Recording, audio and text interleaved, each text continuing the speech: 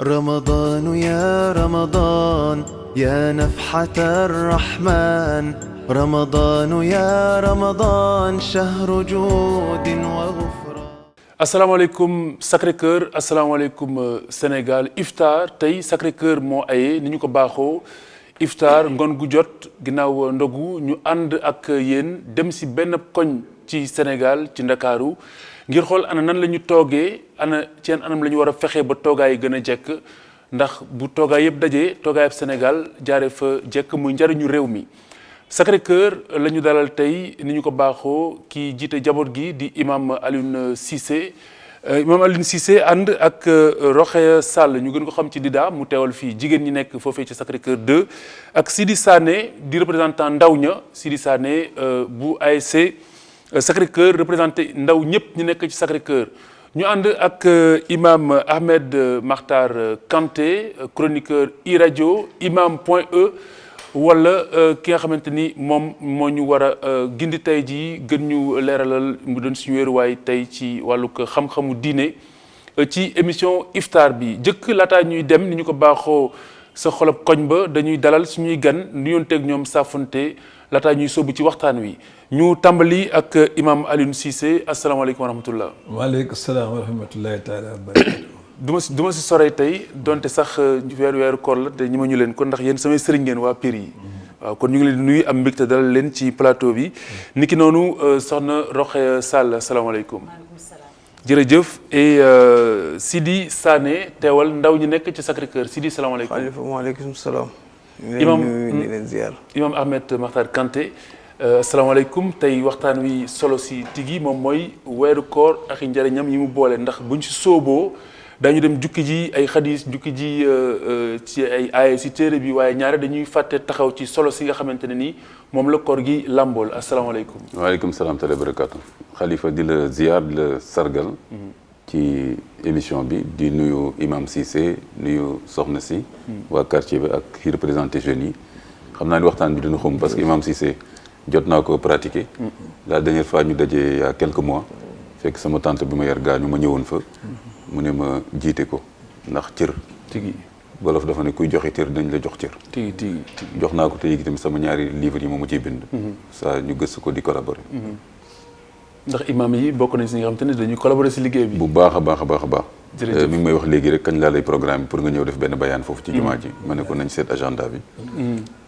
ni ma ko xamee ni waxtaan bi dina xumb tey. kon lépp mat na te yéen imam yi ñaare seen agenda dafay surbuqué ci wàllu weeru koor bi rawatina waaye laataa ñuy sóobu ci waxtaan wi dañuy dem xooli ak Soda Diakhoumpa Souleymane Diallo ak Seydou Yade ana waa Sacré-Cœur nan la ñu toogee. رمضان يا رمضان.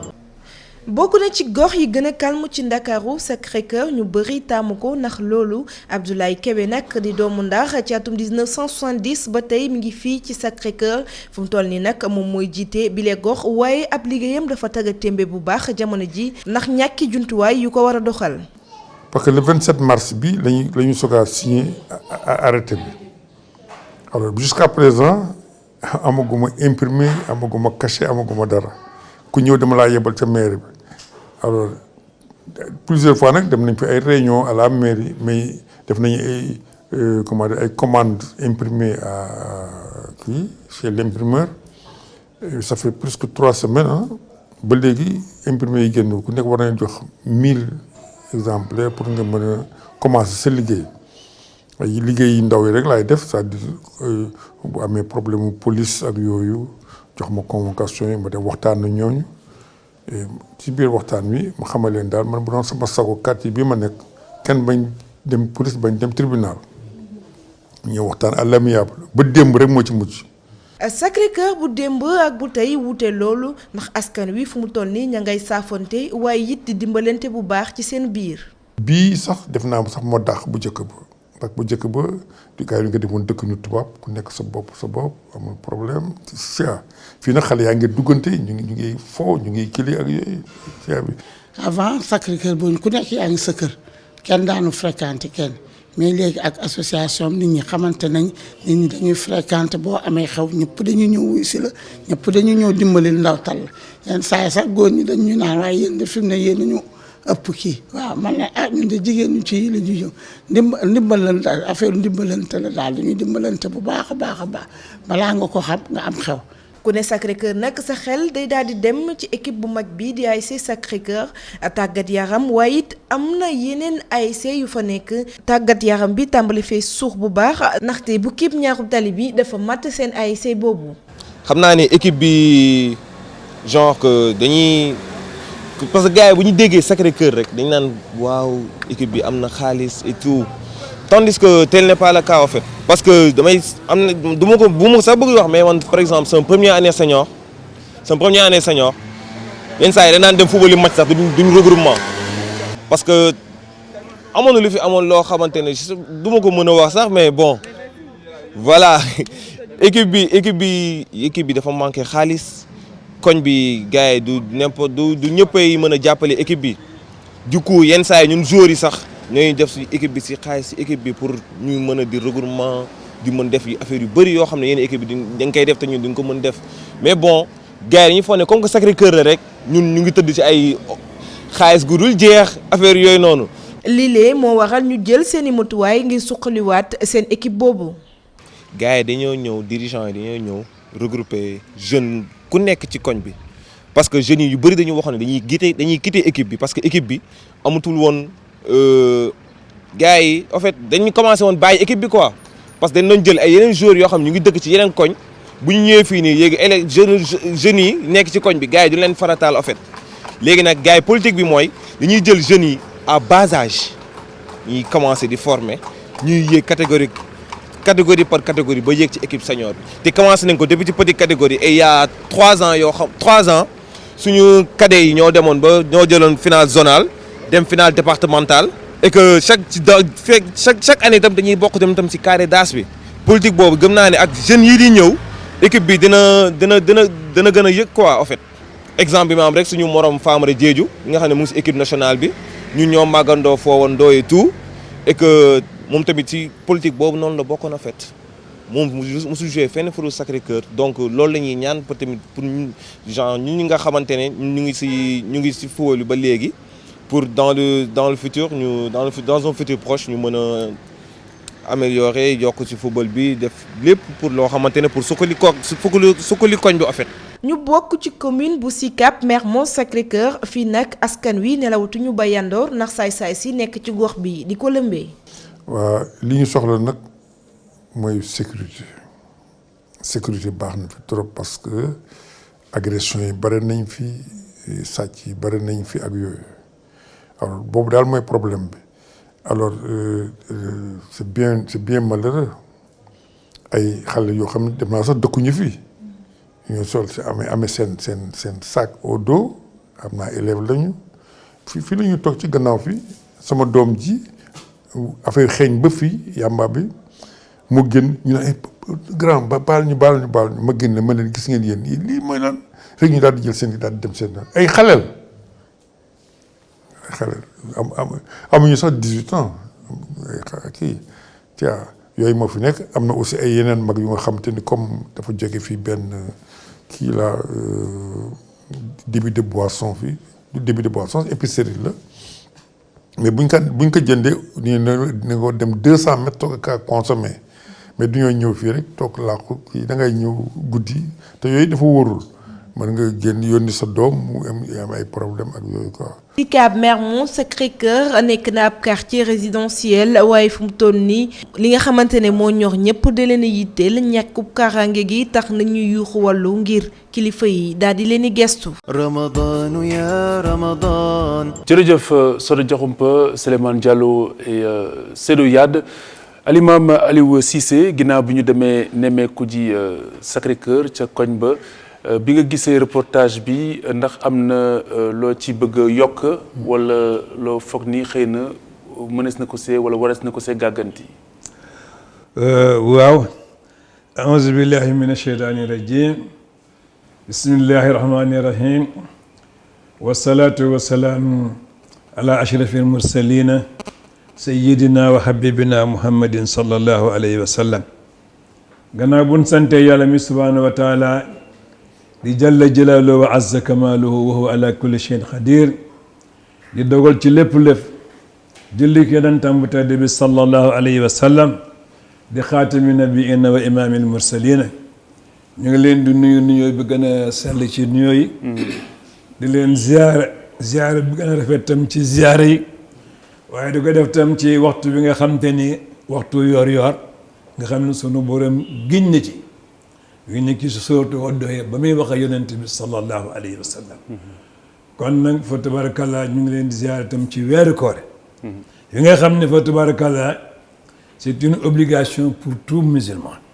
et musulmane yàlla moo nu ko wàcceel ci alquranu karim waaye lu jiitu loolu rek fa tabarakallah imam Jaxate comme Jaxate nga sant nee nga ñu ngi ci weeru koor effectivement ñu ngi ci weeru koor xam naa ndog yow yaa ko xalaat waaye fi ñuy jëkkee rek ndax sunu borom def naan ci alquran ni je pose une question à tout le monde et je veux que tout le monde me réponde ne hal jazaa'ul ihsan illa ihsan hal bu ko arab waxee rek c'est une question ndax wax ju baax am na benn tontu bu dul wax ju baax ndax jëf ju baax am na benn pay bu dul jëf ju baax kon nag suñu rek fa tabarakallah di suñu gerbaat imam Kanté am na lu mu wax ay teraanga yu dox suñu diggante fekk na alxuraan santoon ñu ko tigi gis nga ba yonent bi jógee Makkatal Mukarrama ñëw Madinatul Munawwara il a créé une société islamique équilibrée mais basée sur 3 piliers le rassemblement la fraternité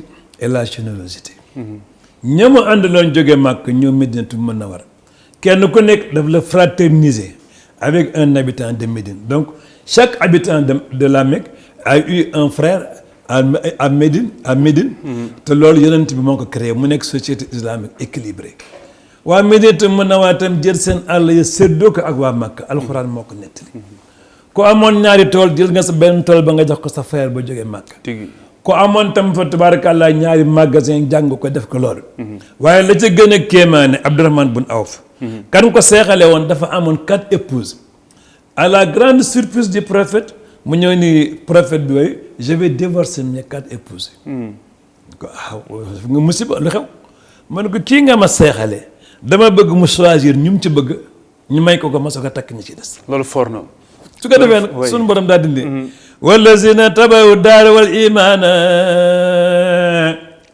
wallazina tabawu daara wal imaana min qablihim yuhibbuna man haajara ilayhim wala yajiduna fi sudurihim haajatan mimma utu wa yusiruna ala anfusihim walaw kana bihim xasaasa wa man yuqa shuhha nafsihi fa ulaika humul muflihun ay wallazina jaa'u min ba'dihim yaquluna rabbana ighfir lana wa li ikhwanina allazina sabaquna bil iman ila akhiri aya sëriñ yaa ngi yaram bi tàng na Cissé moom ginnaaw ceeb bi bëgg ceeb bàyyi ma fiir ko jaxate faaw nga firi ko kay dama bëgg balaa ñoo sore ñu daal di commenter li ñu seetaan ba noppi après ñu ñëwaat si loolu parce que firi gi moom ala kulli xaal faaw mu am waaw très bien li nga jot a gis ci reportage bi ndax am na loo si bëgg yokk wala loo si bëgg li ñu gis ci reportage bi je suis une personne qui est bien placée pour commenter ça ñu ngi taxaw moom xam ne ki dara ñu ngi taxaw à Sacré-Cœur 84 oui j'étais le 3e habitant oui troisième habitant en 84 je le dis à haute voix et puis j'étais le plus jeune attributaire parce que à la Sotrac laa ne woon j'étais le chef de service social keroog bi may attribué dañu mel ni soo bëggee 15 ans wala 20 ans parce que tu as 16 ans actuellement tu es le plus jeune attributaire mais ne 15 ans moo tax j'ai payé en 15 ans en ce moment on paye 36 000 xam nga loolu mu doon dara jamono wallaay waaye ab àll la woon moo tax nag on m'apprend rien à Sacré-Cœur ci kàttanu Yàlla tigi billaahi wallaahi wa taalaay le 5 mars 1985 maa fa jëkk a woote sama kër ña ma doon woo ba ci Ablaye Kébé mii doon wax léegi xamul woon sama kër da ko doon laajte numéro 85 97 ban ko ñu ñëw j'ai fait une conférence sur la foi et le voisinage xam nga kan moo ko présidé woon Khalifa Sall mi tey doom yi ñoo maase maa leen jàngal alxuraan sama kër ba kii nga xam ne ça ne date pas d'aujourd'hui moo ko c'est notre président d'honneur ce qui veut dire que ne foofu lañ commencé di def ay travaux oui di bind Sicap ay lettres mu ne répondre pour l'acquisition d'un terrain. terrain bi c'était la croix et la bannière. dañ ko attribué woon benn femme. en tout cas Cissé. la magam lépp moo waxoon rek. laataa ñi ñëpp di fi nekk yaa ngi fi woon. te bi ñëwee ba tey yaa ngi fi. kon yaa leen gën a xam dëkk bi. waaw ñu jàll soxna si bala ñu ñëwaat si yow. gis nga kii ay morom kii Sidi Sané nii. xam ne yàlla bàyyi moom ko dégg ko. dëgg la jusqu'à son lit de mort. moom juddoo fa mais ay morom. fa lañ juddoo ñun ñoo leen jàngal. te am na ñoo xam ne tey jii. am nañu jabar ba am ay doom. gis naa si ginnaaw joxoñ baa ngi si moom. kon sant yàlla ñu bàyyi ko mu commenter après ñëwaat si yow. on a fait 35 ans là-bas. très bien alors si Sané. ginnaaw bi nga seetaanee nemee ko ba noppi loo si bëgg a yokk. waaw ñu nuyu la yow Khalifa. di la ziar suñu ñaari imaam yi waaye rawatina moom. moom bu ndogu leen neex rek. waaw ndogu leen neexee. xëdd bi moo diis xam naa. voilà ñu ngi koy ziar moom it di suñu baay ak suñu jigéen di la li ñu gis ci reportage bi dinañ ci mën a wax ci délégué de quartier bi lay tàmbalee. par rapport ak jumtuwaay yi muy soxla pour liggéey koñ bi xaw nañ ci sonn. parce que pour ñu am certificat de domicile. si moom la ñu war a jaar. mais comme amagul jumtukaay dañuy obligé dem ba mairie ba pour am ko. te dafay xaw a metti donc loolu ñu ngi siy interpeller le maire. très bien luñ si mën a jàpp daal pour alléger ñu jaabante bi diggante Sacré-Cœur ak mairie bi. dinañu noppal et puis ñu. beneen bi li mu wax ci affaire koñ beeg ASC bi. li membre wax rek je suis bien placé sax pour wax ci parce que nekkoon naa président ASC bi. donc problème bi ñu am mooy li mu wax ñëpp dañu yaakaar ne quartier la boo xam quartier bu baax la sax quartier résidentiel la mais nit ñi. ñoo amagul culture nawetaan. parce que nawetaan foog mu am brassage bu baax. ci population bi. nit ñi duggante mais loolu mi ngi commencé ñëw ndànk-ndànk xam naa ne au fur et à mesure. koñ bi di gën a kii dina muy gën a xumbal. alors soxna Rokhaya Sall ginnaaw nemmeeku bi yow noo ko gisee loo si bëgg a yokk wala loo si wàññi. waaw maa ngi leen di nuyu yow Khalifa di njëkkee nuyu bi ci yow di nuyu téléspectateur ITV yëpp di leen ziar ci weeru koor bi. waaw lu ñu war a wax yëpp suñu imam bi ak Sidi wax nañ ko. waaw ni ñu ko waxee imaam li mu wax sànq yëpp dëgg la ñun ñëpp moo ñu yar. ndax soxnaam yaa Seyda moo ma jàngal alquran. tudd ma yooyu yëpp. ñu moom tudd ba ni ñu amee jëkkër ni bay sëy xam nga loolu yëpp moom dëgg la. waaw li paake bay wax yooyu yëpp dëgg la koñ bi am na insécurité. waaw parce que yeneen gars yi ñoo jógee yeneen koñ yi ñëw duñu sonal. ndax dañ naan fii quartier résidentiel la. ay tàppet ñoo fi dëkk affaire yooyu. ñoo ñu son looloo ñu son insécurité daal sonoon nañu li ñuy wax ci ASC bi tam dëgg la pour suñu soxlaa papier. il faut ñu dem ba mairie bi loolu moom ñu ngi ci. très bien baaraam maire pour mu jàpp imam Kanté premier commentaire laata ñuy sorey.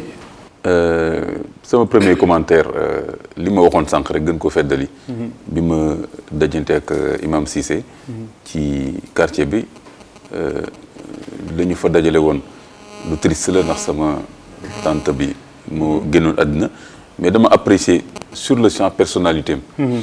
ouverture d'esprit bi convivialité bi. comme ni mu ko waxee di yenn saa yi mu mos tuuti français. tuuti wolof tuuti arabe.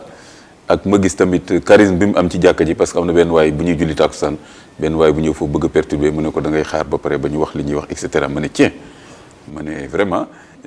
ma ne mais cet imam là il est intéressant alors vraiment ma ne bon lii moom yaakaar naa ni koñ bi moom vraiment am nañu benn pôle boo xam ne lépp mën na tourner autour de sa personnalité bon li nga xam ne nag léegi mooy problème yi ñu cité ci quartier bi bon ku nekk rek na jéem a jouer rôle am nit ñi am information nit ñi waxtaane question yi fay posé muy insécurité bi muy problème mu culture sportive nawetaan yi ak yëpp suñ ko waxtaanee rek impliqué ci ñëpp. petit à petit dina sotti quoi. très bien itam loolu la islam bëgg. absolument islam bu xam naa dinañ ci gën a ñëw ci waxtaan mu ngi noonu alors imam Aliou Cissé laataa ñuy sóobu ci li ñu jukki ci ay tolof ak jafe-jafe ca Sacré-Cœur dama bëgg nga tekkil ñu way wi neexoon na lool. waaw kooku nag moom da way ay alxuraan la. waaw waaw ndax aaya alxuraan la imaam yi xam nañ dara même Sidi mi xam nañ ko. ni nga ko woyee neex. waaw waxe mooy ne waaw xam nga moom alxuraan. dañ koy neexal. wallaay li tax ñu koy neexal fa tabaarakallaa dafa am ñu muy dugg fa tabaarakallaa jaxate yëpp nag. gis nga bi yeneen bi créé société islamique boobu équilibrée mais basée sur ces 3 pieds la fraternité le rassemblement et la générosité. sunu borom ci boppam mooy ne c'est du jamais vu. alxuraan mu ne c'est du jamais vu. suñ ko doon poser question ñu ne pourquoi mu ne regarde cette fraternité cette générosité et ce rassemblement entre les habitants de Médine et les habitants de la Mecque comment ils se sont procédés. muy genre jumelage yi ñuy wax tey si jamono. foofu la commencé ba ko bi di tàmbali boobu. kenn tudd ko boobu commencé. même thème bi ñuy wax nii sax pour le quartier. yonente bi waxoon na ko. nee na hubbul watani minal iman. aimer sa nation. fait partie de la foi. donc waxuma aimer sa nation donc aimer son quartier d'abord avant d'aimer sa nation. donc loolu yonent bi sallallahu alayhi wa sallam. de ce fait que ni moom ay mbiram dafa kéemaane bi mu defee loolu ba waa Makka ak ba mi def brassage boobu nag ci la ko sunu borom nag tagg nag les générations à venir. Prenez exemple sur cette société équilibrée mais basée sur la fraternité le rassemblement et la fraternité. ba nga et la générosité boobu ëllëgee su ngeen bëggee réer ngeen xool nag ci li nga xam te ni. alxuraan indi na ko. waaw moo tax nag gis ngeen sunu quartier boobu yàlla dimbali nañu. mooy duñ ma fa nettali dara ci kàttanu yàlla ndax yàlla dogal na maa fa njëkk a woote ci kàttanu yàlla bi nu ñëwee ñu def association am récépissé gis nga jumaa ji ngay tukkee nii di ngay gis nii man maa signé accord yi avec les Émirats arabes pour ñu tabaxal ñu ko donc on m'apprend rien là absolument ci kàttanu yàlla waaw balaa ma ñuy sori borom ñeenti jabar yi nu mu mujjee borom kan borom ñeenti jabar yi non alxuraan daf ko tere xam nga alxuraan daf ko tere. dafa tere lan. dafa tere loolu xam nga moom. générosité am. moo ko ji moo ko joo mu ñëw ne yonent bi. comme da nga ma fraterniser ak Abdourahmane bun Awf léegi dama bëgg tamam il est célibataire. ma jox ko samay jabar waaw ma divorcé les 4 épouses mu xool ñu mu ci bëgg ci la sunu borom yuuxu nag ni c'est du jamais vu. wallazina tabawu daara wal imaana. min qablihim yuhibbuuna man haajara ilayhim mi ngi ñaax jullit yi. ñii ne yéen ñi ñëwagul bu ngeen ñëwee waaye xool leen bii générosité te nag yemoon dafa alxuraan moo nettali dañoo wàññeeku ñoom waa Médina naan yéen waa Makka vous savez pourquoi nous avons accepté de partager nos biens avec vous jusqu'à même partager nos épouses ñu waa mu ne allazina sabaxoona bil iman waaye épouse kenn du ko partagé kenn du ko partagé waaye nag générosité am moo ko jëwoon ci loolu nag loolu xam nga alxuraan mënu ko nangu alxuraan tere na ko waaye nag générosité am dañuy wan jullit yi rek ñii ni nekk woon yéen tam bu ëllëgee na nga nekk noonu basé wu ci innamal mu'minuuna ixwa fa aslihu bayna axawaykum tous les musulmans sont des frères basé wu ci wa'tasimu bi hablillahi jami'an wala tafarraqu j'ai fait descendre sur terre une corde dont tous les musulmans du monde sans distinction de secte ni de race doivent s'y accrocher comment et solidement et qu'ils ne se divisent pas. Très bien alors ñu delluwaat Sacré-Cœur foofu la ci Sacré-Cœur dañu ne am na ay xeetu sinébar yu ñu fay jëfandikoo yamba ji am na sàngara su fay tuuru ñu koy naan si taatu palanteer yi ak yu ni méngool agression yi ak càcc gi bari na fa en tant que imam la mooy si sa regard sa gis-gis sa lecture loolu dama ko daan dox sama rôle te ba fi ma dama koy dox xam nga alxuraan bu naa wa maa shahidnaa illaa bimaa allimnaa chef de quartier ne fa ak mu bañ faa ne chef de quartier ak imam dañu war a lié bokk bu fekkee dëgg leen tax a jóg dañu war a bokk liggéey xam nga j'ai un témoin Sidi Sané ngi ne plusieurs fois signalé nañ ma man du ma xaar chef de quartier du ma xaar signalé nañ ma ñuy tox yàmbaa xam nga ce que j'ai appelé la police am na ku ñoo xam ne moom moo ànd ak ñoom ñu ngi nii c'est un témoin c'est mon secrétaire particulier moo ànd ak ñoom ay 1h 2h du matin ñu wan leen koñ yëpp su ko defee police ñoom def la ñu war a liggéey donc gis nga j'ai toujours dit que les charges d'un imam ne s'arrêtent pas entre les 4 murs d'une mosquée gis nga li nga charia sant bu ñu ko defoon fi jàkk ji ne 40 maisons devant 40 maisons derrière 40 maisons à droite 40 maisons à gauche heure guddi gu ne imam bi war na fa dugg laaj leen ndax reer ngeen. waaye boo ko defee loolu lay wax est-ce que ça te dëgg bu fekkee reer nañ wala déet non te laa yukallifu llaahu nafsan illaa wus'ahaa. Le Seigneur n'a jamais chargé un fardeau à quelqu'un qui ne peut pas le supporter. Mais loolu et puis ça fait rembourser waaye ñun lëgg sunu rek ba fi mu ne ñu ngi koy doxal. habitants yi yëg am ñu bañ mais benn témoin ngi nii. moom ak gardien jàkka ji moom laa ko doon boole. ñu dem wër point yooyu chef de quartier am ak moom bañ a am. toujours ñun dañuy jouer rôle de chef de quartier. très bien kon Sané xaaru leen yéen a ngi def ay jéego ngir xeex loolu ndax mën nga ñu dresser tableau bi actuellement la mooy situation bi foofu. bon situation bi ni ko imam waxee dëgg la am na ñu ma si doon menacé sax ne ma li ngay def risque la parce que doo wane sa bopp ànd ak police di wër. ma ne leen. ñii tux di ñëw si koñ bi dëkkuñu si koñ bi. donc ñun ñi fi dëkk. pour suñu sécurité dañuy ñëw tux si parce que koñ bi dafa wéet. dañuy ñëw ba si koñ bi tux si. waaw dañuy ñëw tux si parce que Sacré-Cœur dafa wéet. donc dañuy ñëw tux da xam nga ku tux ba ànd ak sa sogo benn diidaa mu norom nga gëf saagam. donc ma porté volontaire ànd ak policiers yi yéeg ci kaw oto bi naan leen fii. dafa am ay bërëb yu ñu toog. waaw dafa am ay bërëb yu ñu toog. ba pare dafa am toogoon benn instant aussi lumière yi daanul tàkk. lumière yi daanul tàkk fan yii rek ñu ngi siy def jéego et mu am ñu si interpellé ba ñu dem mairie ba songu maire ba wax dëgg yàlla majeure partie lumière yi dëkk si koñ bi mi ngi tàkk mu am benn côté Sacré-Cœur 1 boo xamante ne problème bu ci am mooy boîtier bi nga xamante ne mooy alimenté foofu gars yi dañ ko ubbi sàcc yi fa nekkoon. waaw loolu moo tax Sacré-Cœur 1 benn côté bi bañ tàkk te xam naa ne mairie bi dina am lu mu ci def mais lumière yi mi ngi tàkk am na côté yu tàkk am na côté yu tàkkul donc foog ñu gën ci góorgóorlu. pour koñ bi leer situation bi tane na parce que c'est lié. waaw yamba ji ak càcc gi. waaw mi ngi tane moom mais am na beneen. li gën a soof xam nga tali bi. tata yi bu 18h jotee. dañuy bàyyi route principale bi di dugg ci koñ yi. di dugg ci koñ yi et puis di daw ak benn vitesse boo xam ne moo tax tata yi dañuy bàyyi yoon bi di dugg ci koñ yi xam nga foofu léew te koñ bi day am ay xale donc ñu ngi xool sax nu ñu defee ay doodaan ci koñ bi ñu ngi ciy waxtaan voilà te xale yi loolu duñ ko sóoraale dañuy xool nu ñu defee ay doodaan pour atténuer loolu daal. très bien alors soxna Sall lu mooy sa gis-gis ci situation boobu.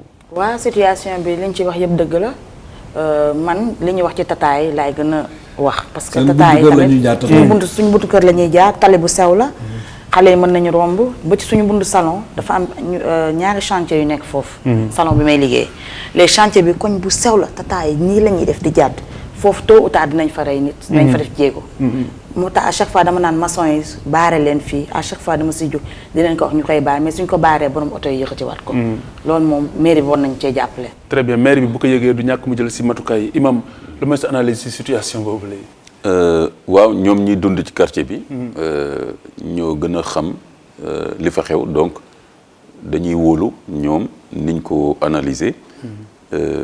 te gis naa ni c'est très responsable te Yonent bi sallallahu alayhi wa sallam je passe sous le contrôle de mon aîné doyen Imam Cissé lu wax mooy kullukum ra'in wa kullukum mas'ulun an ra'iyati ku nekk ci yéen sàmm la te sàmm bu nekk dinañ ko laaj yawmal qiyaama la mu doon sàmm exemple boobu mu joxe c'est très important Yonent bi sallallahu alayhi wa sallam ni mu organiser Médine quartier bu nekk bu doon jël modèle boobu day am solo nga xam ne nit ñi kon dañuy bëggante ku nekk yéene sa morom jàmm ba pare nit ñi di joxante information ba pare di participer ci lépp alquran wax na wa amruhum shura baynahum seeni mbir dañ koy waxtaanee ils se concertent pour les affaires qui les concernent loolu c'est très civilisé julli di ñoo woon ginnaaw principe yu important yooyu islam tëraloon léegi nag problème yooyu ñu cité yëpp tamit c'est important ñu impliqué wu ci parce que du ay jinne du ay malaaka ñooy wàcc pour régler ko il faut ñu jël seen responsabilité ku nekk jël sa cër bu ko defee ñu waxtaanee ko aussi exemple bi doyen joxe léegi Imam Cissé ci ay yooyu mu tudd da ngay gis ne def sacrifice pour mbooloo mi am jàmm loolu am na base ci l'islam bien sûr waxuñu def sacrifice boo xam ni xaru la boo xam ni ça va dans tous les sens mais comme li muy def ni ribaat la def ribaat être une sentinelle ribaat la def jiitu ne xaaral ma dem wane problème yi ci koñ bi loolu yëpp c'est des enseignements éthiques de l'islam su ko defee nag mairie bi police service étatique yi bëgguma daal di wax souvent peut-être am nañ ay problèmes de moyens et tout mais daal gis nga quartier yi ñu fi invité yëpp il y a des problèmes yoo xam ne service étatique yi tu sens que seen implication des na bon du ma leen accabler nag parce que tamit xëy na bu ma fa doon liggéey du ma am moyens yi nga xam ni moom lay soxla mais daal ñëpp ñu ngi wax ne service étatique yi seen moyen des na kon nañ ci gën a bàyyi xel très bien te li ñuy gis li si bari mooy nit ñi dañu dem sax bay jéem a ut ay pexe ngir fajal seen bopp parce que am nañu fi ko ñu fi sos ay comité de vigilance te mën nga dem ba lyncher ab sàcc wala yàgg nañu ko gis si koñ fajal sa bopp moom musiba la Alimam daañu dellusiwaat si njeextal émission bi ànd ak njaboot gi ñu wax ñu seen taxawaay jamono ji ngir li jëmee koñ bi kanam waaye solos koor ci la ñuy sóobu ndax koor daanaka Sénégal bu fekkente ne ni koor jot na rek ci la ñuy gën a nemmeeku diine ji classe ak soxna Roxee Sàll gi dañoo sellal ndax ñu ngi si weeru koor col gi dafa soppeeku lu ñoo waxee lépp mooy soppeeku mel ni kon dañuy door a doon jullit ci biir weeru koor wi wala bokk ci li ñu gën a marqué seenu ko njulite ci biir weeru koor gi solos koor mooy lan Alimam waaw je reviens un peu en arrière ndax xam nga am na baat bu ma waxoon boo xam ne alxuraan mu ngi ko indi muy hal jazaa'ul ihsaan illa ihsaan ndax wax ju baax am na beneen tontu sama rakk bi di sama garbaat Imam Kanté am na lu mu waxoon ci man sànq loolu laa ko bëgg a delloo. ayca bismillah. fa tabarakallah man dama bokk ci ay fansam te xamu ko. ndeysaan. waaw xam nga gis nii rek sopp ko. billaahi wallaahi wa taala comme li mu wax nii. man biñ ma ne mooy animé nee naa ne kooku daal defe naa xam naa ko. waaye ce matin dañ soog a gënd ni ko ni yaa moins de 3 mois. dafa ñëw suñu jàkka. Pape Samba Mbow boobu yóbbu joueur yi en France. yaayam moo décédé woon. yaayam moom moo ko yar. ma ne ko ndey daaraam. mu ñëw nga ma ne ko nag tu es bien placé pour nga jullee ko mu bañ ma ne ko dir teraanga kenn du ko delloo. aaya bii laa ko indil. wala ci neen tabaxu daara. xam nga borom xam-xam soo ko bëggee coince na nga ko indil aaya wala addis. mu jeex waaw mu jeex. kon tam ñu ngi gërëm di ko sant ci laa ko ni sax saa yoo amee temps rek téléphone ma comme que ñun dañuy def bayaan avant ñu julli juma jour boo amee jot rek comme imam la comme man. même bu dee jeudi soo ma téléphoné je déprogramme café na yow nga ñëw waxtaan. xam nga doog déjà. tigi mi ngoog. beneen brassage mi ngi noonu. sant yàlla. kii moom maa ko tudd. fa tabarakallah du ñu wax. kële moom Sidi waxu na ko. xam na ma xam ba 2 heures 3 heures du matin. paa yi dañ ko daan sax Sidi naan imam moom Sidi Sanga dong la xam. parce que dafa sori ci man. bàyyam lal bi mu dee ci hôpital. mi ngi ma naan maa ngi lay dénk Sidi. xam nga loolu dafa de pour waa Sacré-Cœur yëpp ñu xam ko. yàgg itam xaddiwaat di ñëw fedd li loolu. moo tax nag dama sant yàlla ci toogaay bi. rawatina nag fa tabarakallah gis ngeen weer wi ñu nekk. koor kenn moomu ko. yàlla moo ko moom. boo demee suuratu Baqara. verset 183 ak 185. yaa ayyuha allazina amanu kutiba alaykum siyaamu kama kutiba ala allazina min qablikum laallakum tattaquuna. on vous a prescrit les jeunes wala ma wax alphabet français yi. waxal ñaar yëpp. waaw da ngaa wax si tubaab tekkas na sa tekkas si. waaw te waaw ma ko yàlla ne je vous ai prescrit les jeûnes du Ramadan comme à ceux qui vous ont précédé sur terre. Là qu'est-ce qu'on comprend? Il y a des peuples et des nations qui ont jeûné bien avant nous. moo tax yàlla ni je vous ai prescrit les jeûnes du Ramadan comme à ceux qui vous ont précédé sur terre. mais il y a des conditions xam nga yonent bi muy ñëw. yàlla les premières lettres de créance daf ko ni wa ma arsalnaaka illa rahmatan lil alamin je vous ai envoyé rien que de la miséricorde. Il ne faut rien faire que de la miséricorde. Et il n'a jamais fait que de la miséricorde. waaye yàlla xam na ne am na ñuy tukki am na ñu feebar mu ne attention je vous ai prescrit mais gis ngeen ci biir loolu nag alors celui qui est en voyage est exempté jusqu'à son retour. Celui qui est malade la même chose mais à condition qu'il gêne le nombre de jours du manquement après le Ramadan. xam nga bu ne ñoom tey gën naa leen. waaye nag bu nee ñu ki nga xam ne dafa feebar na fay ki tukki na fay waaye sunu borom dafa kéemaane. ba aaya bay jeex mu ne waaye wa an tasuumu xayrun lakum in kuntum taalamun. su ngeen xamoon yiw wi ci nekk ci biir koor gi su ngeen feebaree di ngeen jéem a woor su ngeen tukkee du ngeen jéem a war xam nga lu tax al imam mooy gis nga bu weeru koor wi jeexee yow booy compenser avantage ji nga amoon ci biir weeru koor gi dootoo ko am c'est comme si tu vois un magasin qui fait des diminutions sur les prix. Oui, promotion. Exactement. Oui. Du 1er au 15. Mais c'est terminé. Solde yi bu jeexee jeex na. Voilà. Oui. moo tax sunu borom wa an tasuumu xayrun lakum in kuntum ta'lamun. Si vous saviez combien d'avantages il y a pendant le mois de Ramadan, attention, si vous ne jeûnez pas au moment de la compensation, vous n'aurez plus les mêmes avantages. En ce moment jaxate ngeen. Des bonus, des bonus. jeex na voilà. Oui. Alimam la si toftal. waaw li imam Cissé mujjee wax ci aaya boobu daf ma yéem lool émission bi participé temps yëpp dama ciy dellu si wa an tasuumu xayrun lakum in kuntum ta'lamun ngeen woor moo gën su ngeen xamoon wallahi et il est mieux pour vous de jeûner si vous saviez exactement nga xalifa foofu daf ñuy dugal sax fu xóot dans la théologie musulmane mooy ne kon islam daf ñuy jàngal ne am na loo xam ne da nga koy jëf pour xam njëriñ bi da nga koy jëf pour xam njëriñ bi doo ko théoriser doo ko gént doo ne yaakaar naa da nga koy jëf moo tax koor nekk loo xam ne da nga koy sentir ci sa chair nga sentir ne mar nga xiif nga am na yoo tàmmoon koor tere la ko loolu il faut nga jëf ko yàlla nag ne li ma fa dëxëñ su ngeen ko jëfee di ngeen ko gis léegi mu des kon wóolu yàlla moo tax mu indi yaa ayyuha alladina amanu c'est-à-dire bokk na ci biir iman kóolute mooy yéen ñi ma wóolu man yàlla maa leen sant te li ma leen sant lu baax la mën a doon ci yéen léegi nag kon na ngeen jëfandikoo loolu su ko defee su ngeen ko jëfandikoo ngeen woor dëgg ak woor hygiène bi mu laaj hygiène spirituelle ak morale bi mu laaj mooy bokk na ci woor boo xam ni day ànd ak dal ànd ak ferveur yéen saa itam Sénégal yi seen petit day xaw a doy waar dañuy tëb di dal woor bi na ànd ak dal ànd ak sellal ñu moytu lépp loo xam ni seytaane bu la mënta tere woor day bàyyi nga woor mu jéem ko yàq mooy lan dugal ngistal mooy comme genre yi sant jaxate nga xam ne dañuy woor waaye duñu bàyyi kenn ci jàmm ku ñu romb saay mbaa woor nga mbaa nekk nga ci jàmm wala tëfli yu bëri yi yëpp daal tey de moom dama teel a waa socci ak tey moom dama teel a xaw a mar naan le matin yooyu pour wane ne daal yaa ngi woor jaru ko parce que ngistal la day yàq tamit wàcc ngoon mel na rek yow rek a sonn di buux nit ñi def ay choc ci tali bi mere ñëpp sànni nit ñi ay loxo xam nga kon ci turu koor ngay loraate loolu nañ ko corriger ak tam yéen say tintamarre bi j'espère que ñun de suñ koñ fii nii yéen say nodd yi day bari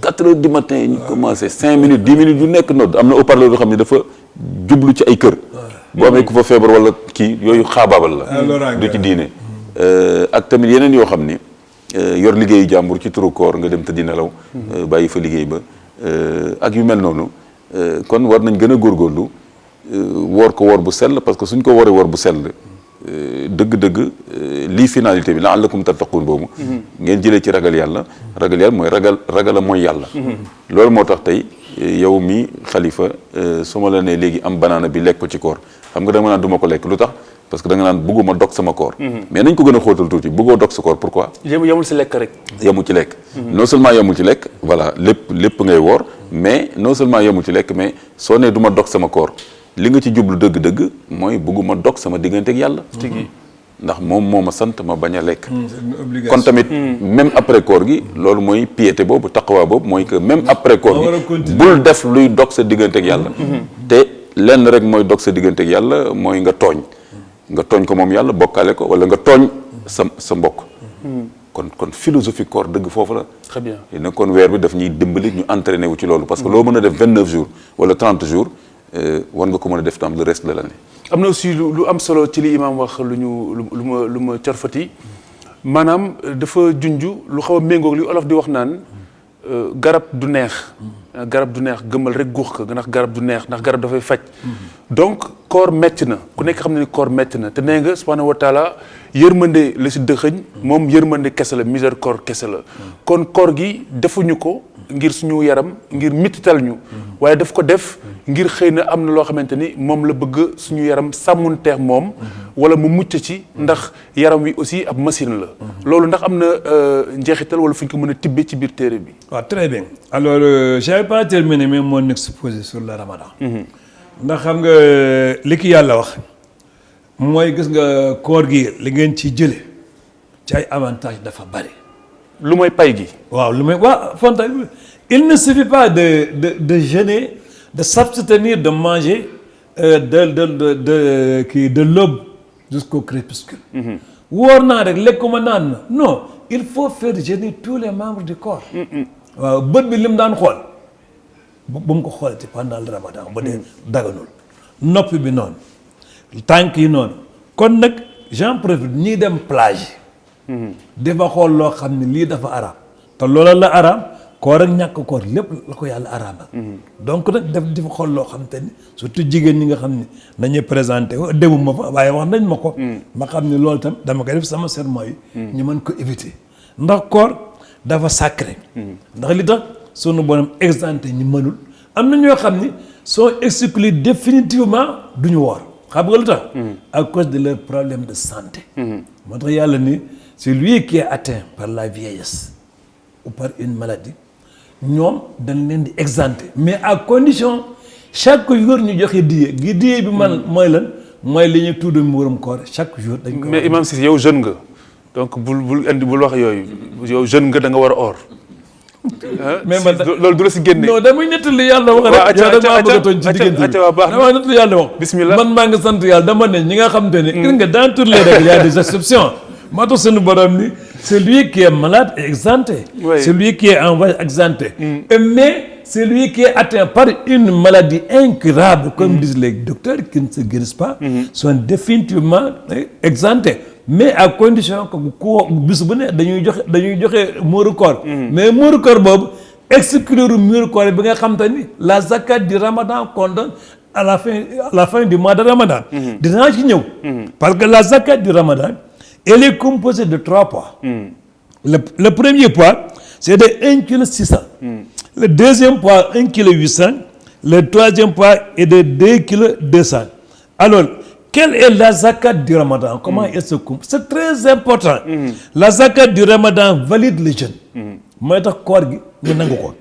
Mais elle est constituée par l'aliment de base consommé par le jeûneur durant le mois de Ramadan. ab ceeb ab ceeb rek ngeen toppatoo ab ceeb ngaa lekk ca yokk waaw ab ceeb ngaa lekk ca yokk ceeb boobu nag ci ngay gën a yow muurum koor moo tax mu léegi d'ailleurs la charia exige à tout chef de famille de faire cet acte pour toute personne placée sous son autorité. sa njaboot yàlla na war a génneel muurum koor te li ci gën a kéemaane même le bébé qui est né le jour de la Korité avant la prière dañ ko war a génne muurum koor. Donc c'est obligatoire. ñu war ak ñu wóoru ñëpp c'est une obligation. pour ñu génne muurum koor.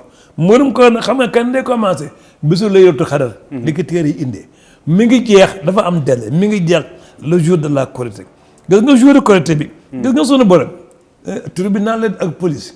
gis nga soo bañee génne muurum koor ba dem julli ji ba ñëw. au lieu de 1,8 kg parce que y a 3 poids 1,6 kg 1,8 kg et 2,2 kg. Mais la religion l'islam elle n'est ni pour les insuffisances. ni pour les excès. Voilà pourquoi la charia a choisi le juste milieu qui est de 1,8 kg. Donc 1,8 kg ci la ñuy génne muurum koor. mais boo ko joxewul avant dafay yokku. boo ko joxewul avant dafay yokk. avant prière bi dañ lay punir. waaw ndax yàlla dafa bëgg. ñi ko war a jëfandikoo. jëfandikoo ko mais ñoom il doit fêter le jour de la Korité. absolument waaye boo santee jaxate nga ne balaa ma koy joxe jóge juma. soo déggee ji ba ñëw. on dit maintenant le poids de pénalité qui est de 2,2 kg au lieu de 1,8 kg. parce que yow moomoo ko. c'est une obligation. man la même le bébé qui est né le jour de la Korité. dañ ko war a génne loolu am na solo. c'est une obligation. imam dafa am lu am solo lu imam Cissé wax mu ne muurum koor bi moom mooy valider weeru koor bi mu mel ni kon boo ndax dañ si mën a dégg ne boo ooree ba bés ba àpp bi jot te génn woo ko da nga oor sànni si àll bi. wala du demee noonu. waaw elle est suspendue entre ciel et terre. voilà suspendu. waaw parce que xam nga l'islam ci jàngaleem ni mu rafetee. te matale. da ngay gis ne bu ñu santaanee benn jaamu yàlla day am lu ñu lay wax ci début bi noo koy defee. ak tam noo koy clôturer. donc fii jaamu yàlla bi xeex nga ak sa bànneexu bakkan. donc kooku c'est à ton propre niveau individuel personnel. léegi nag ñu dem ba ci fin bi yàlla na la léegi nag xalaatal ñi nga xam ni c'est des nécessiteux. ñi nga xam ni ay doxandéem lañ. ñi nga xam ni ñu ngi ci coono. léegi comme ça léegi nga dépasser sa personne liggéey bi nga defoon ci sa bànneexu bakkan. léegi war na la may nga dimbali ñi nga xam ni yaa leen tane.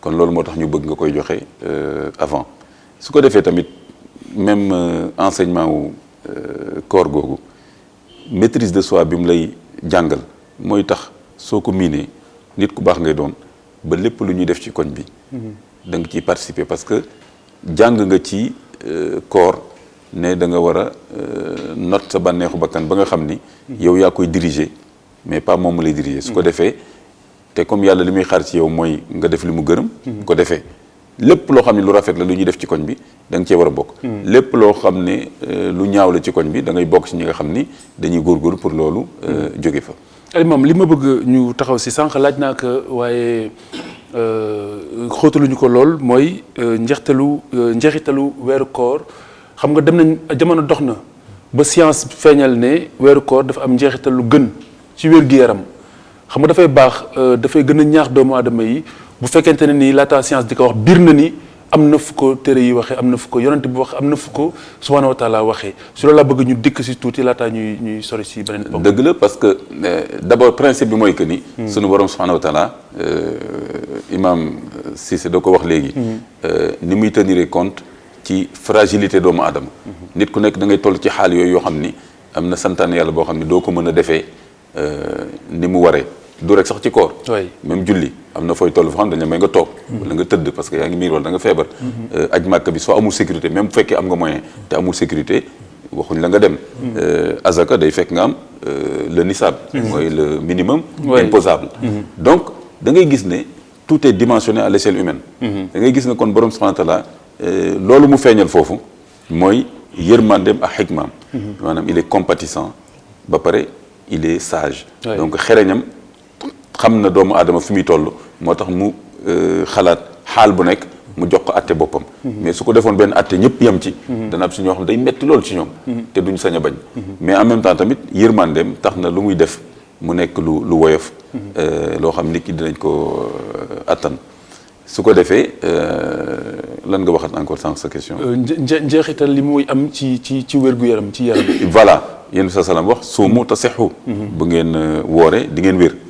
boo seetee ba seet yéen bi sallallahu alayhi wasallam année bi li mu ci doon woor est-ce que ëppul sax presque moitié année bi parce que weeru koor déjà exclu moom daaw ko xaar mais da doon woor lundi di woor waaw jeudi di woor Shaaban 15 jours di woor ci rajab bi di woor ci zul hijja di premier jour yi weeru tabaski da ko doon woor ak arafat boo seetee ak les 3 jours ayamul bid 13 14 15 de chaque mois lunaire daanaka woor ça faisait partie du mode de vie du prophète sallallahu alayhi wasallam. si hygiène de vie am la. ci hygiène de vie am la bokkoon.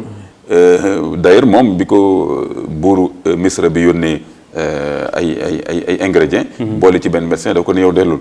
parce que man du ma la soxla du ma lekk te xiifuma. du ma lekk ba sama biir fees dell. et cetera et cetera. kon koor dafa bokkoon ci hygiène de vie am loolu moo doon wane ni.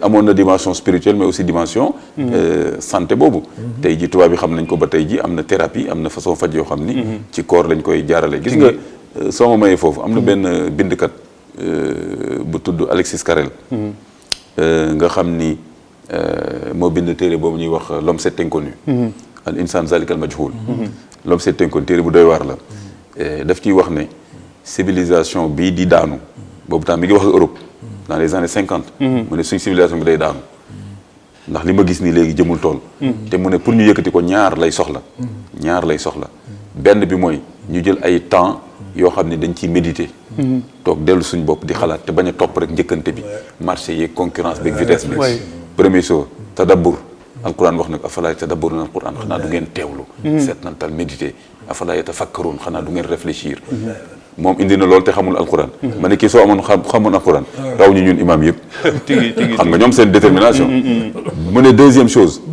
bii relever civilisation woor mu ne jeûne moom c'était un médecin am na sax prix Nobel méditation ak jeûne xam nga kon kooku wax na ko te xamul ne islam farataal na ko kooku suñ ko toppoon dañuy def seen charte constitutionnelle sax koor mu nekk obligation comme ni ñuy promouvoir culture sportive suñ ko toppoon ak bu ñu toppoon alquran ak sunna kon culture koor dañ koy promouvoir comme ni ñuy promouvoir actuellement sport ne dafa baax si wér gu yaram mais noonu kon noonu la ñuy def absolument kon noonu la ñuy def duñ ko imposer kenn mais dañ ciy sensibiliser nit ñi ba ñu xam njëriñam boo seetee itam ci biir nu mu tuddati alquran ak nit ñu am solo ñi ci wàllu diine ragal yàlla ñoom ñëpp doon nañu woor déjà aaya bi war na ni digal nañ jullit yi njëkk kama kutiba ala lazina min qablikum dañ doon woor pourquoi parce que nit moo soxla koor moo tax quelle que soit géographie bi mu nekk quelle que soit période bi muy dund dafay soxla koor alors que am na yoo xam ni selon localité bi nga nekk charia danaan la yow teggi nañ la ko wala et cetera mais koor teggiluñ ko kenn lu dul koo xam ne dafa feebar et cetera parce que nit da ko soxla ku mën a doon mais en même temps nga gis ne yonent yàlla Moussa woor na 40 jours bi muy dem wuyu ji sunu borom pour jëli ji alwaax les tables la Torah ci ay ali wala mais dafa sellal boppam woor na 30 jours après mu am lu xew yàlla ne ko dooli 10 jours mu yéeg Mont Sinaï bi nekk nii Égypte du ay gënt nii la c'est historique c'est confirmé mu dem fa pour mën a wéet ak yàlla mu jox ko les 10 commandements sunu yaay Mariam woor na mais wooru wax dafa am solo parce que bi ko malaaka bi sànnee ruuxu Isa mu ëmb léegi nag mu ñëw te amul borom kër naroon na metti léegi nag ñii nee nañ malaaka bi la Jibril ñii nee nañ Isa mais ala kulli xaal dañ ko ni noppil booy jéem a tontu rek am problème tigi noppil dana am ku la tontul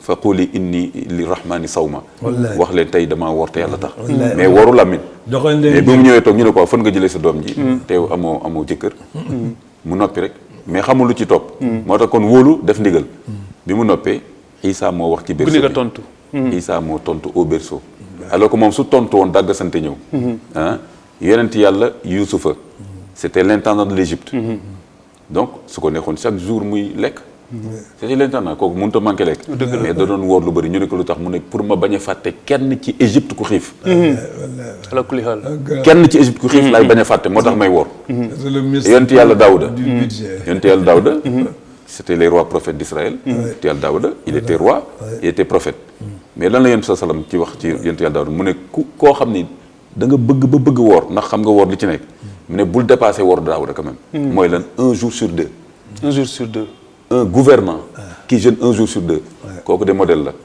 xam na lu tax moom tigi alimam dafa wax lu am solo loo xamante ni daanaka yonent bi sallallahu alayhi wa sallam wax na ni koor garab la am paj la parce que bu fekkente ni dañ ko yónnee ay teraanga boole si médecin mu ne médecin bi yow soxlawuma la ba pare lim du ma lekk ba suur et cetera loolu dafay wane ni lekk ba suur moo tax yéen ñi sant Cissé dëkk si di jàmbat rek donc weeru koor luy faj doomu aadama la médecin yi définir nañ ko ci weeru koor ma day faj doomu aadama bi moom vraiment parce que waxuma dara mais gis nga jaamu yàlla gi ci nekk yonent bi sax wax na ko nee na ku ñëw di la attaqué yow weeru koor ne ko man damaa woor ñaari yoon yemal ko sax benn yoon moo tax nag li ki nekk ci njëriñ dafa am fayda am na question boo posé woon tontoo guma ci woon gis nga c'est vraiment malheureux et je l'ai toujours dit pendant le début du Ramadan les mosquées sont pleines archi complet soo demee ba le 15 kalasu sud Sané commencé di daw suñ demee ba le 20-25 yeraar su 25 passé rek bon y a que les habitués ñoo doon ñu di ñëw mais j'ai dit que mais yéen da ngeen jaakaar ne yéen yàlla li mu santaane jaamu yàlla gi ndax weeru koor rek la mais du weeru koor rek yàlla dafa wàcc jàkka yi pour que les habitants du quartier puissent savoir au moins 5 fois par jour su ko defee ku feebar ñu xam ko am soxla ñu xam ñu sukkandiku ci al mu'minu lil mu'mini kal bunyaani yasudu ba'duhu ba'dan da ngeen ci waxoon un croyant ou une croyante avec ses voisins ou bien ses voisines ils doivent se coller comme des briques de la fondation jusqu'à la toiture quelle est cette pour que la maison puisse être construite quelle est cette maison l'islam la religion la plus vénérée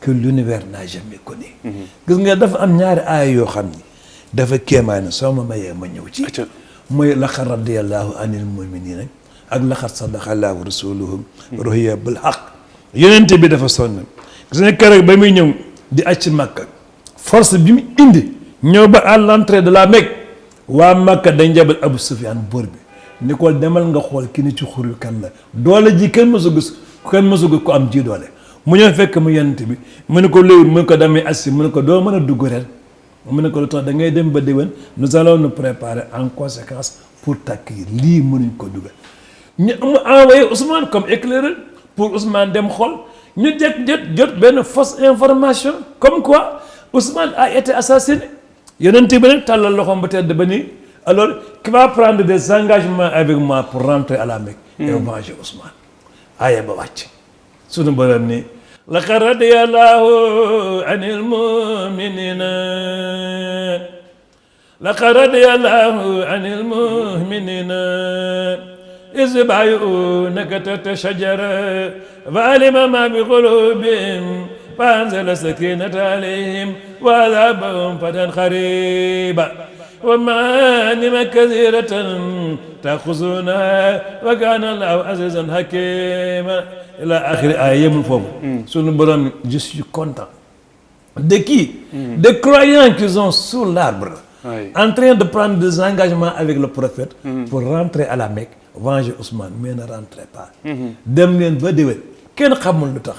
yéefari màkk yi nee na yonent bi bul dugg yàlla nee na yonent bi bul dugg te dafa envoyé Jibril gis nga li ñuy def fii ci àddina foofu la commencé yàlla dafa jéblu Jibril mu ñëw nekk témoin ñu ngi ko baptisé bay'atu ridwaan mi ngi mel ni 2 pays qui se battent un troisième pays bon ñëw nekk témoin fexe ba affaire yi sedd amoon na fi Gambie yàggul gis nga comment ça s'est passé foofu la commencé su ko defee nag yàlla ni ko demal ba déwén mais personne ne savait mais avant aaya bi jeex rek imam yàlla ni je sais tout ce qui est caché et dévoilé parmi les populations de la Mecque il y a des musulmans et des musulmans ils se sont reconvertis après votre départ wala la rijalul mu'minuna wa nisaa'un mu'minatun lam ta'lamuhum an tata'uhum fa tusibakum minhum maharratun bi khayri ilmin ils sont convertis yéen bu ngeen duggee da nga leen di massacrer yéen na leen man ñoom bu ñu waxee seen bu nee tuub nañ waa Makka rey leen donc halte pas de confrontation entre les deux fractions rivales. oui ñaari aay yu tuuti mooy ko dox rek. yàlla ne ko ton rêve est devenu une réalité. oui aaya bu njëkk boobu. laqad radiyallahu diffamation humiliation et provocation parce que waa Makka dañ ne yonent bi. on te reconnaît simplement. comme Mohamed ibn Abdoulaye la jur on ne te reconnaît pas comme prophète yàlla nag répliqué gis nga bii diffamation la ba ko topp nag yàlla nag ton rêve est devenu une réalité aujourd'hui laqad sadaqa Allahu rasuluhu ru'ya bil haqq la tadkhuluna masjidal haram insha Allah aminina muhalliqina ru'usakum wa muqassirina la taafuna fa'alima ma lam ta'lamu faja'ala min duni zalika fadan qariban هو الذي أرسل رسوله بالهدى والدين الحق ليظهره على الدين كله وكفى بالله شهيدا gis ngeen ni géwal yi waaye Macky Sall keroog sunu borom ni man tey géwal laa yàlla ke boppam wallaay non daf ni man géwal laa je vais me transformer en griot et je vais te suivre déglu rek nag jutul rek alors il faut choisir ta plus belle monture man la woon dul il faut choisir ton sabre le plus tranchant comme na Zulfiqar mettez vos plus beaux vêtements en avant marche vers la Mecque topp ci gannaawam nag ton rêve est devenu une réalité la ville que tu as tant aimée et que tu as quitté en pleine nuit aujourd'hui tu retourneras en plein jour avec une armée de 11 000 guerriers il n'y aura pas de combat et vous aurez la victoire mu topp ci gannaawam dañ ñëw doo dugg Makka tey maa ngi la tëdd xul na masjid harama yàlla kañ ka incha allah bakk ko mu dugg Makka mu topp ci bopp comme nag di ko tagg rek nag di ko toog ne celui dont je parle celui qui est venu avec la religion la plus vénérée la plus noble que l'islam que l'univers n'a jamais connu mais il a un nom da ngeen ne yàlla yónneew ko maa ne Muhammadu Rasulullah alors Alimam Kanté xam nga la moom miti tigi mooy émission bi dañ koy chapitré waaye bu du kon teex loolu buñ ne asalaamaaleykum wa rahmatulah rek ñu bàyyi ko waaw rek mu dem doon géwél ab alxuraan neex na macha allah. alors pour jeexal chapitre boobu Alimam li nga xamante ni moom mooy njeexitalu weeru koor ci doxinu doomu aadama ci nekkinam ndaxte ni ma ko junjee sànq mooy bu weeru koor jotee di nga dégg suñu jigéen bu ne la damay sellal colin gi dafay soppeeku góor ñi gën a fees si jàkka yi imaam wax na ko waaye balaa koor gi sax mu raaf donc lan mooy njëriñu koor bu fekkente ne nii à la fin dañuy dellu si lañ nekkoon. waaw loolu li koy indi d'abord pour man mooy ñàkk a xam njëriñu koor. mooy déjà comme aaya bi imam Alioune Cissé wax wa an tasuumu xayrun lakum in kuntum ta'lamuun ngeen woor moo gën su ngeen xamoon. kon te dama ne la xam-xam boobu jëf moo la koy may. jëf moo la koy may léegi nag nit ñi bu ñu xamoon ne dañu war a sax ci jëf bi pour am résultat bi kon duñu lâché. kon nañ leen ko gën a expliquer gën leen tojal aaya boobu. ak tamit wax leen ni jëf ju baax rawatina lu mel ni koor. ak yeneen jaamu yàlla. dafa am ñetti charte yoo xam ni moo koy defar. charte bu njëkk bi mooy def te yàlla tax. bu dee koor la nga woor te yàlla tax bu dee julli et cetera. deuxième charte bi mooy li ñuy wax mu daawama mooy nga sax ci. am constance. nga sax ci charte la ci jëf. mais jëf joo xam ni da nga tàmbali rek bàyyiwaat. deuxième charte bi manqué na. troisième charte bi mooy lan mooy topp ko ba mu jeex. ba ci xaatima bi topp ko ba mu jeex. bu dee julli par exemple buñ ne la ñeenti ràkk la boo kàbbaree da ngay topp julli ba ñeenti ràkk yi mat nga doog a sëlmal. doo def ñetti ràkk daal ne bon sonn naa libéré quatrième ràkk bi. parce que kon réglé woo. troisième charte bi mooy dem ba mu jeex. bu dee aj màkk tam da ngay armal ba mu jeex. kon tam koor. fii moom question temps la. mooy que da ngay woor premier jour ba 29 wala 30. kon koo xam ne yokkat nga ci première semaine wala deuxième semaine. mataloo troisième charte boobu kon ñetti conditions yi nañ ko gën a fàttali imaam yi nañ ko gën a fàttali. beneen affaire aussi daf ci am man de démb fàttali naa ko suñu jumaa. parce que suñu naafilee ba pare damay jël 5 minutes. man naa fàttali incha allah fàttali nga wa zakkir fa inna zikra. waaw kay tanfa'ul mu'minin ñu fàttali ko nit ñi. pour que nit ñi am caf ka koor. parce que yenn suñu imaam yi tamit dañuy wax nit ñi rek da ngeen a ragal koor xam naa ni balaa koor di jeex ngeen dem seen yoon. je ne pense pas que ce soit la bonne pédagogie. parce que da nga war a ñemeloo nit ñi koor ku ko ragal bu koy ñemeloo mais ki ragal soo ko accablé na ko da ngaa ragal danaan waa d'accord man ma féetoo ak sama ragal dem sama yoon tu règles pas le problème dëgg la kon nag xëcc ko mu am cafka bi loolu c'est important te l'islam yëpp noonu lañ doon doxalee nga gis ne tamit am na leneen lu ñu di fàtte mooy koor looy gën di dem foofu la xéwal bi gën a nekk. tey day gën a oyof asrul awaaxir day gën a oyof da nga koy gën a miin. da nga koy gën a miin voilà kon jarul daw. au contraire da nga koy gën a miin. ñaareel ba mooy les 10 derniers jours. moo gën a tedd. ci les jours du Ramadan. am na solo et même les jours de l'année musulmane. al asrul awaaxir. kon nit ñi bu ñu jàpp ne. démb man noonu laa fàttali ma ne am na ñoo xam ni ñu ngi naan c'est bon koor gaa ngi dem 11 jours 12 jours ma ne non attention. yu mujj yi moo gën a am solo yu njëkk yi.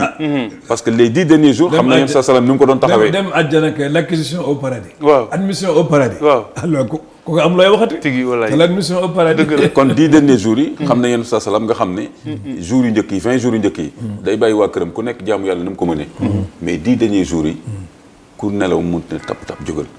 jëlal dara ci guddi gi. même bu dee ñaar rakka. loolu 10 derniers jours rek la ko doon def. borom xam-xam bi jubóo nañu ne. al asrul awaaxir mooy la dernière décade. ñëpp jubóo nañu fukki guddi yu mujj ci weeru koor. mooy fukki guddi yu gën ci at bi. parce que laylatul qadr tam fa la nekk. wallaay kon ëpp naa sàggane. kon nag nañu expliquer loolu nit ñi.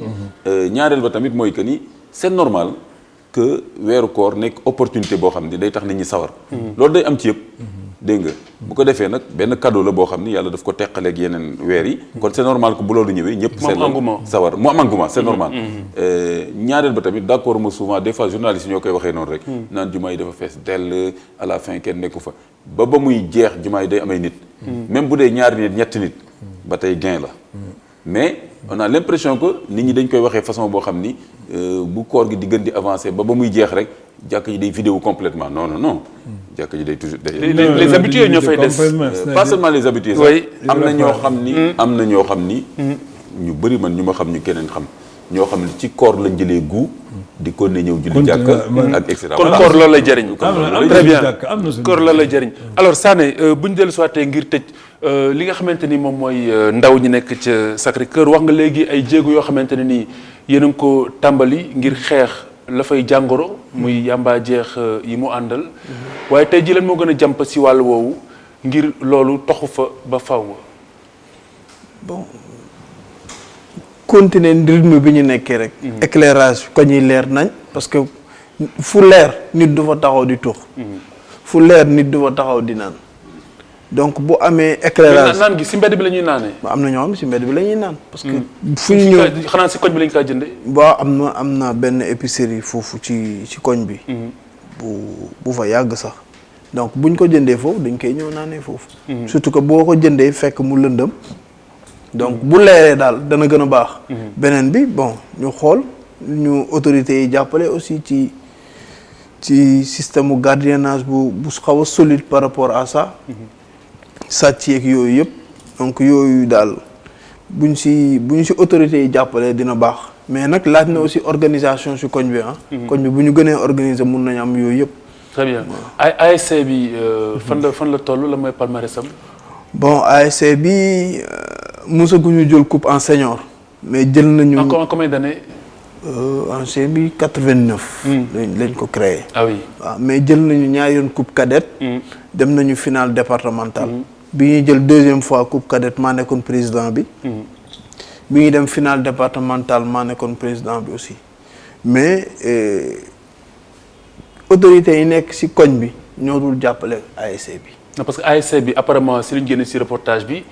dañ leen dëkkale fu ngeen dëkkul dañ leen jiñ alal ju ngeen amul peut-être. waaw loolu ñi dëkk à l'extérieur la. parce que boo nee Sacré-Cœur ñu ne non am nañ xaalis. ba booy marchand des jours sax dañ ne non yéen am ngeen xaalis mais richesse bu njëkk mooy que population bu dëkk ci koñ bi buñ la fëggee ne ASC bi mooy kat nga génne sa téeméer wala sa ñaar dërëm def ci. buñ ko dajalee mu am lu mu tollal ñu mun ci jàppale parce que ASC yi koñ yi ñoo leen di jàppale. à part personne ressources yi nga xam ne ñëw volontaire yi ñëw génnee sa benn 100 000 wala benn mais population bi dëkk ci koñ bi. ñoo war di jàpp ci ASC bi. très bien te loolu amuñu ko. ci wàllu ndaw ñi de façon générale est-ce que tout se passe bien à Sacré-Cœur. waaw bon yàlla mu ngi ñuy defal sutura de. wax dëgg yàlla. parce que koñ yu bari yu fi jaar li ñuy jooytu mooy ñàkkum xëy mi li ci ëpp. waaw ñàkkum xëy am na moom am na ñoo xamante ne liggéeyuñu mais majeure partie bi nag ñi ngi liggéey ah. très bien waaw majeure partie bi ñi ngi liggéey ils sont formés et ñi ngi liggéey mais am na ñoo xam ne liggéeyuñu. donc sa urgence mooy fi ma nekk nii ñu maintenir te renforcer. waaw éclairage public bi. tali yi yàqu yi te d'après écho yi ma am. mairie bi mu ngi siy jël ay avance pour defar tali yi yàqu yi donc. yàlla na matale Roxay Sall ci wàllu soxna yi si wàllu association de femmes yi foofu à Sacré-Cœur lan moo gën a jàmp ci seen i yitte. waaw ñoom association bi ñoom tamit laaj nañ ko leen jàppale. parce que ñoom association bi samay yaay lañ ils sont 40 lañ. 20 yi rek ñooy liggéey yeneen 20 yi ñu ne xëyuñu dañuy góorgóorlu te ñu ngi def chaque mois ñu jël tiré def tontine dajaloo ci benn kër génnee 2 personnes. ñu jox ku nekk 500 000 muy 1 million léegi nag ñoom nee nañ suñu sañoon ñu jàppale leen ci ñi nga xam ne xëyuñu ñu jàppale leen. waaw xam nga association yi ñaare bu leen laajee seen yitte lañ naan dañ soxla ku ñu jàppale. association femmes yi lan la ñu def foofu ci Sacré-Cœur parce que jeunes yi ñu ngi mobiliser wu pour renforcer sécurité bi. waaw déjà ñi ngi nekk marraine Sidi Sané mi toog mooy président daayira bi. daayira bi ci koñ bi ñoom ñooy les marraines. chaque tàkkusaan sëñ Babacar su jotee ñoom dinañ ci dugal seen loxo waaw ñooy nekk seen yaay. waaw lan moo gën a jàmp jamono ji ci seen i jafe-jafe à part jàppale gi sànq wax nga kaar yi di jaar si biir koñ bi loolu ndax am na appel boo si lancé fu mu jëm ci maire bi ci autorité yi. ci jeunes yi si war a def ay dóorana yu ni mel. waaw looloo suñu problème waaw kaar yi. moom suñu sañoon maire bi. mais loolu si période koor gi rek la wala. déedéet tout le temps parce que route principale bi comme dafay am embouteillage. ñoom car dañuy obligé di jaar ci biir koñ yi te loolu wóorul. très bien Alimam lu gën a jàmp sa jàkka ja ñu jeexale si seen i yitte. jàkka ji. jàkka ji xam nga sunu borom gënuma fa ne fa inna masajida lillahi fala tad'u ma'a allahi ahad. C'est une mosquée sans cotisation. On n'a même pas de carnet de reçu. Et puis ce qui est rare, parce qu'elle est bâtie dans un quartier résidentiel, mais kenn du cotiser. Parce que cotisation yooyu tam da ngeen ko laajul wala da ngeen ko soxlaawul. non dañ ko laajul xam nga lu tax. pour am suñu jàmm. waaw xam nga mag ñu njëkk ñi lañ fa bàyyi woon. allahu akbar asalaamaaleykum ku nekk dem sa yoon. ku ñëwoon nag am nga sa dërëm wala sa 15. c'est l'une des rares mosquées nga xam ne amoon sa carnet de reçu yi ñuy defal nit ñi. amoon nag ay bonne volonté bariwul nga xam ni alors chaque mois dinañ joxe nangam. bañ ko laaj pour am jàmm la mooy doon safaanu jàmm ji la moo koy jur. xam nga fu xaalis dugg rek coow am fa. alors xam nga ko. dëgg la waaye jàkkay coow yi ci ëpp yëpp nag ay administration ñun nag dañ nga seet la fi mag ñi bàyyi woon. moom El Hadj Malick ak ay moromam. allahu akbar salaamaaleykum dem si gis nga man xam nga la ma fay jiite bariwul. ñoom xam nañu ko. parce que quand je suis en retard on met un autre. oui et puis maa ko fa imposé. ni jàkk kenn moom ko. et personne n'est indispensable. tigi personne. même yonent bi mu demee kenn amul mayam waaye am na ñu ko remplacé.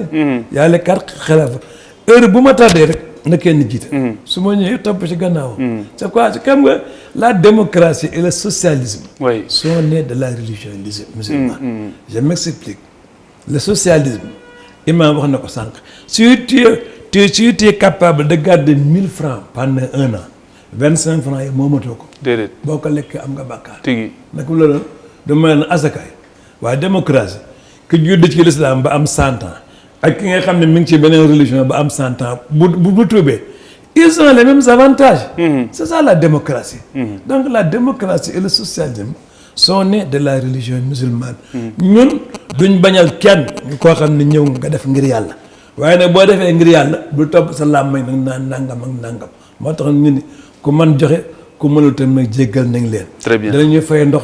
dafay courant dafay gardien dafay adjoint waaye loolu itam yàlla nga koy indi. et pourtant ñu ngi préserver suñu personnalité. ak suñu honneur ak suñu dignité doomu aadama bu fa dignité jeexee dara nekkul. tigi walaay dëgg la kontaan naa trop Alimam.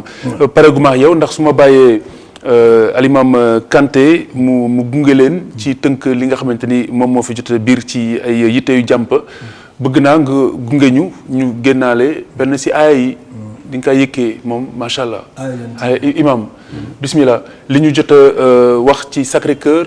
lan nga si jukki loo xamante ni yaakaar nga ni xëy na ci lañ war a gën a taxaw comme priorité pour koñ boobu gën a jekkal ab toogaayam. bon xam naa affaire sécurité bi affaire surtout débit de boisson boobu. ñu gën a fexe rek parce que kenn waxul ne bu fa kenn dugg jënd la neex. mais li ñu wax rek mooy bu lor dëkkandoo riverains yi. kon ñu gën a sensibiliser nit ñi s'il le faut sax sensibiliser propriétaire bi. pour que moom su boppam mu bañ a d'accord par exemple su amoon personnel ñu bañ a d'accord kenn di taxaw à côté épicerie bi di fa naan déjà ay ñoll ak yooyu daal. ku génn ñu ne s'il vous plaît vraiment. nga seet nooy def mais yi gën a garaaw am na jamono boo xam ne xam nga ci koñ jàkk ji fa lañ ko daan naane. non là je me suis imposé. non je dis non ça tout moom sauf ça. xamuñu woon ne jàkk la. mais gis nga la rigueur gis nga rigueur. y a rien de tel. je dis que man na ma nit ñi baal am na ñoo xam ne dañ naan man alors dama difficile non je suis rigoureux. tigi gis nga rigueur. du ma ko dencal kenn. dëgg la gis nga sànq mu ngi koy wax. keroog bi ñu jullee maam xama bayganam am na ku jóg tàkkusaan salaamaaleykum mu jóg mboolooy ma ne on respecte la hiérarchie. parce que gis ça s'il n'y a pas de hiérarchie. très bien l'anarchie. tigi dëgg la il faut qu'on respecte la ku am lay wax jaaree ci imam bi wala bilal bi. dëgg la lu neex waaye nga ko wax. soo waxee njaakum nag. dëgg la donc itam am na yoo xam ne da ngeen ñi ko daan def ñëw ci kañ am na yoo xam ne moom laaj ko sii di irrité ma jërëjëf waaye dañuy ñëw rek policiers yi mën ko demal dëgg naa am na ñu na ca koñu jàkk ja ca xeer wu rëy wa da nga fay def yëfi jaxate dem nga ramassé Imam Aliou Cissé jërëjëf kontaan nañ trop ñu ngi lay tàggu doonte doyalu ñu si yow Alimam ñu ngi lay gërëm di la sant mbégte la woon bu rëy te màgg boo ko yow plateau bi Rokhaya Sall Dida représentant femme yi nekk Sacré-Cœur 2 ñu ngi lay gërëm di la sant di gërëm Sidi Sané di représentant ndaw ña bokk ci ASC bu Sacré-Cœur Imam Ahmed Makhtar Kanté jërëjëf Alimam ñu ngi lay gërëm di la sant am mbégte tamit bokk ak yow iftar bi di lañ jox beneen dig daje ci beneen iftar ëllëg bu soobee suñu borom Alimam kon kaddu gaa ngoog nga yëkkil ñu aaya bi si anam yi nga koy yëkkee. léegi ban aaya nga soxla nga ne wala ñaan nga. bi nga wax sànq léegi bi nga doon wax sànq. pour dem Màkka. boobu laa bëgg. pour dem bi wàcc woon ca Màkka ja. ba mu bëggee wàcc ay soxnaam. waaw kay. boobu la bëgg nga kii. waaw laxat sax noonu. boo yëkkee boobu rek générique bi. wala seen tabaw daara bi la waaw générique bi toftaloo rek. waaw iftaar bi jeex. ba beneen iftaar incha allah. waaw ñun tam bana leen gërëm sant leen ñaanal leen. xam nga li yàlla wax naan hal jazaa'ul ihsaan illa ihsaan. xam nga tey jii fa tabaarakallaa gis ngeen fii ñu toog nii. tey jii jàkka la fii. tigi jàkka la. xam nga lu tax.